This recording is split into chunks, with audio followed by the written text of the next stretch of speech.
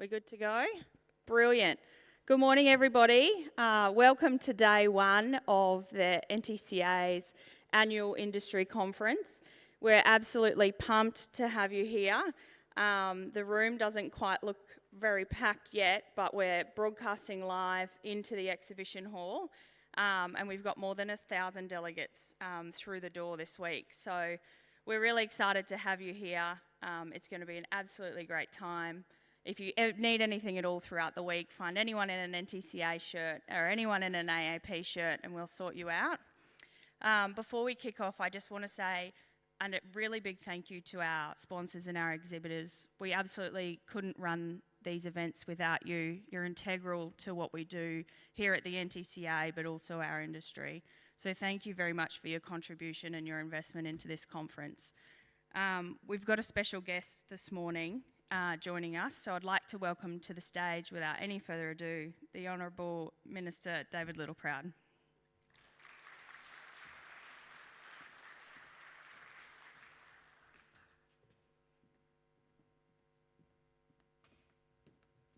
Well, thanks, Rami, and congratulations on your elevation. It speaks volumes about the NTCA in elevating a very articulate and very smart young woman to help lead their great organisation. And can I say and pay tribute to the NTCA for all your leadership over particularly the last 3 years.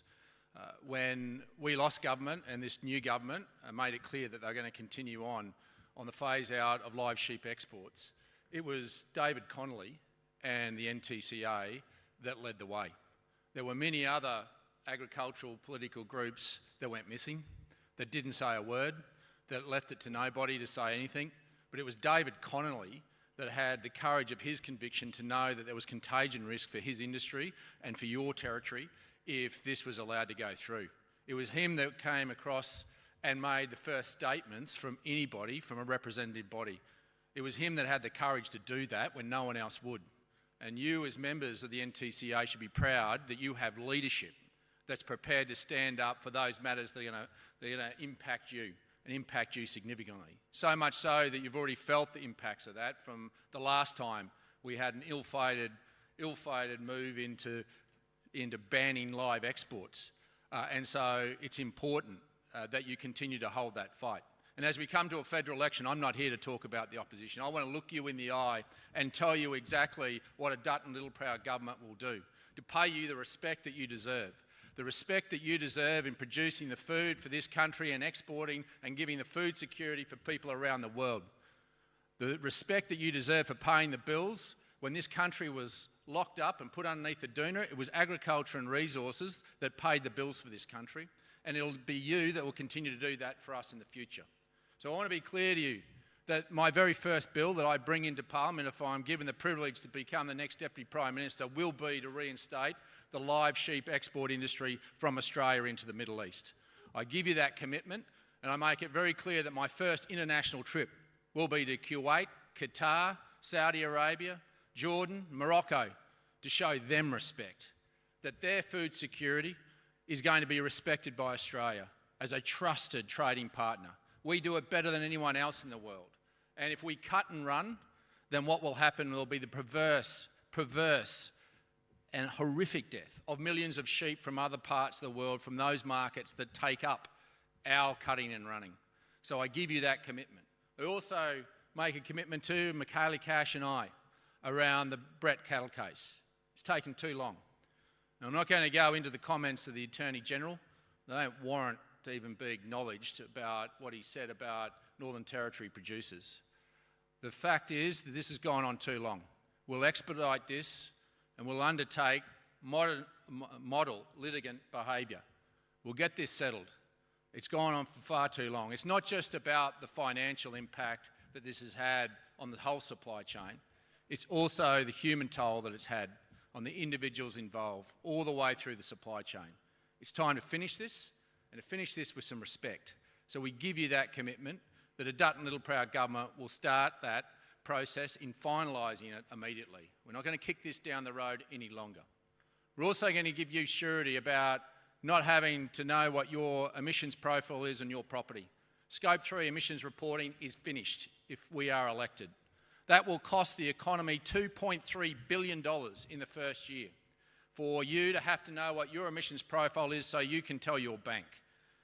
Not even Joe Biden went down this path. You didn't even need to wait for President Trump to be elected. Joe Biden saw that this was a dumb idea, and this is just adding more red tape on you and all the way through the supply chain. And in a cost of living crisis, when there are Australians tonight that will not even get to eat, why would we add more burden, more cost on that? That's just not common sense. We'll remove that. We'll also remove the superannuation changes around trying to tax unrealised capital gain. This is particularly targeted at self-managed super funds and particularly primary producers who own property and have property in their self-managed super fund. What this means, if your property is over $3 million, every year you'll have to have it valued, and if it's gone above that $3 million, you'll pay 30% tax on the unrealised capital gain of that property. Australia and no other country in the world should go down this path. This is something where, particularly in primary production, if you don't have the cash flow to pay the tax, then you're going to be forced to realise the asset. And I fear this will be a slippery slope into other elements of the economy. So we give you that assurance that there won't be any tax on unrealised capital gains in superannuation funds. We give you the surety that you'll have an agricultural visa to have the workforce you need, to know that you can have the people on the ground that you need from anywhere around the world and make sure that we can bring them here and keep them here. We want the next generation of migrants to come to regional Australia, to have a different migration model, not just pouring them into Sydney, Melbourne and Brisbane, but bringing people with the skills that we need where we want them to live. We're giving the greatest ticket we can give to anyone on this planet, a ticket to Australia. So we should pick the skills and the people that we need to grow regional Australia and to make regional Australia even better. And I want to give you a commitment that there won't be a biosecurity fresh food tax. Those who pose the risk in biosecurity should pay the price. This government was going to charge Australian primary producers $150 million for your competitors to bring their product to this country and for you to pay for them to process it through our quarantine ports. In what parallel universe does a government charge its own producers to help their foreign competitors bring their product to this country and put it on the shelves and compete with you? There is a model to address our biosecurity funding, and I make this pledge to you today. And we are announcing under a Dutton Littleproud government, we will return to a funding model that was outlined in the Independent Crake Review in 2016-17, where Wendy Crake made it clear that biosecurity funding should be at that level, indexed from that moment on. And I give this commitment today that a Dutton Littleproud government will actually legislate that so that we do not see governments of any political persuasion cut back on biosecurity spending into the future. In 2016-17, that was about $714 million should have been spent on biosecurity. In today's real terms, it's somewhere close to $900 million. Currently, we're spending somewhere close to $840 million. So we need to make sure that we can give you the confidence that your product, your market advantage is protected. So we want to legislate that to make sure that no government can walk away from protecting you, your industry and our markets. That's the common sense that a Dutton Littleproud government will bring. And I'm proud to say that we today will also announce $2 million around a world first in lumpy skin disease. We're going to spend $2 million in a trial to track and to trap insects and test them rather than waiting for lumpy skin disease to hit cattle. We want to be on the front line being aggressive in tackling this if it ever gets to Australia. And if we are able to actually capture the insects and test them before they get to a beast, then we have the advantage of eradication, and we're also in terms of isolation and protecting markets. So I'm pleased to say that we're announcing as part of our biosecurity funding $2 million to do that right up here in the top end, where you're the most vulnerable. So basically, I'm saying to you is if we're given the honour to be the next government, is we're going to get back to basics. We're going to get back to some common sense, get out of your life and let you do what you need to do. That's what a good government should do. We empower you, because Australians need to understand that governments don't create jobs, you do. The only jobs we create, you pay for.